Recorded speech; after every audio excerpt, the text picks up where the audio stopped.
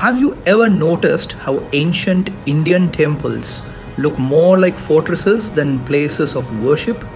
Massive stone walls, narrow pathways, secret tunnels, and even water channels designed like moats.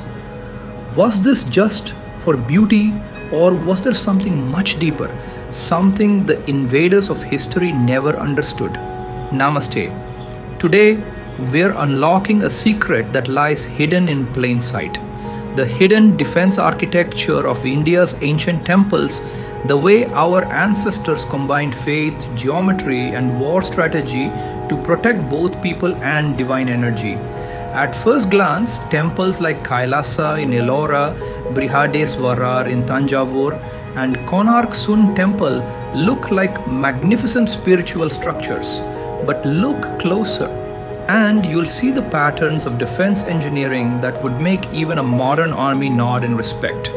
Their walls are thick enough to withstand cannon fire. Their layouts follow complex geometry that disorients intruders. Even the placement of shrines, pillars, and corridors were strategic, designed to slow down anyone who tried to attack or loot the sanctum. Every temple followed Vastu Shastra, which wasn't just spiritual architecture. It was science fused with defense. The direction of entry points, the height of towers, and the alignment of mandapas were crafted not only to harness cosmic energy but also to make the temple impenetrable. During medieval invasions, when India faced waves of attacks, temples often became refuges, the last line of protection for entire towns. To outsiders, they looked like places of prayer, but to locals, they were safe havens. For example, many temples had hidden tunnels connecting to rivers, caves, or forests, escape routes for priests, women, and children during raids. The Chennakesava temple in Belur has underground chambers. The Virupaksha temple in Hampi has inner passageways that once led to the Tungabhadra river. These weren't coincidences, they were pre-planned defense features. Even the temple tanks, which we see today as serene ponds for rituals, had a double purpose. They served as fire breaks during attacks, storing water that could be used to douse flames from burning arrows. Some temple compounds had high steps and stone barriers to slow down horses and elephants. And the most surprising part, many temple towers or gopurams were built in tiers, allowing defenders to spot enemies from miles away, like ancient watchtowers. But beyond physical defense, there was also spiritual protection.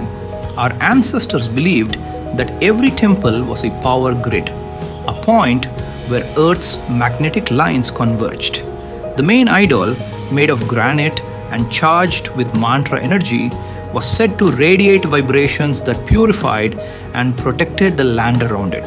Destroying the temple wasn't just breaking a building, it was disrupting an entire energetic field. That's why rulers like the Cholas, Pandyas, and Hoysalas invested enormous effort in temple design, not only as a mark of devotion but as a symbol of sovereignty.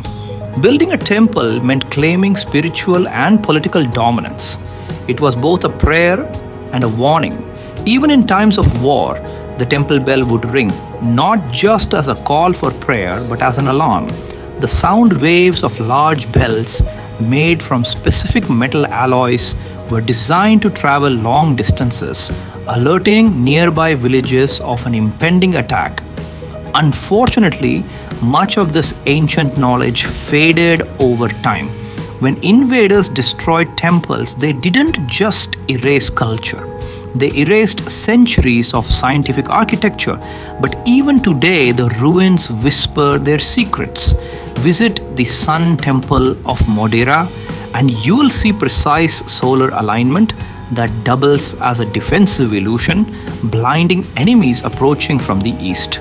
Walk through the Kailasa temple carved from a single mountain and realize it could withstand centuries of erosion and cannon fire, something modern structures still can't achieve.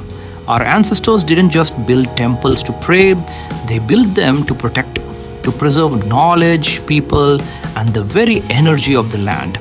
So the next time you walk into an ancient temple, remember those towering pillars and heavy stone walls aren't just art. They're the silent guardians of a civilization that mastered both devotion and defense. What if our modern cities were designed with the same wisdom, where spirituality met science and beauty met protection? Subscribe for more hidden secrets of India.